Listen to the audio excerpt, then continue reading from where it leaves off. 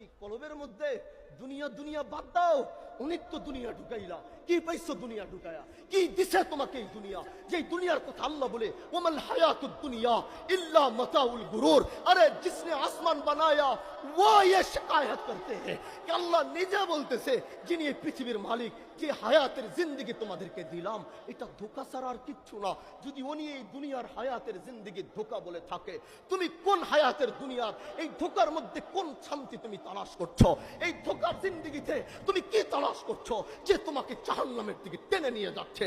এই জন্য আমরা তোমাদেরকে এতটুকু বলতে চাই, ভাই এই সামান্য কলবের ভিতরে দুনিয়াকে জায়গা দেওয়ার পরে দেখেছো অশান্তি ছাড়া কিচ্ছু পাও নাই।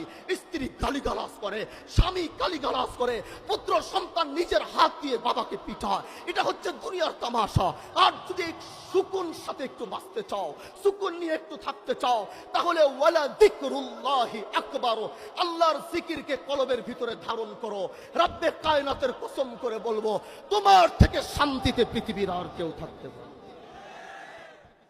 আল্লাহ আল্লাহ ডাকার মধ্যে যে নেশা, পৃথিবীর সব নেশা ছাড়ানো যায়। রিহাব আছে, রিহাবে নিয়ে গেলে যত বড় নেশাই হোক ট্রিটমেন্ট আছে, ট্রিটমেন্টের মাধ্যমে তোমার সেই নেশাকে দূর করার পদ্ধতি প্রযুক্তি পৃথিবীতে তৈরি হয়েছে।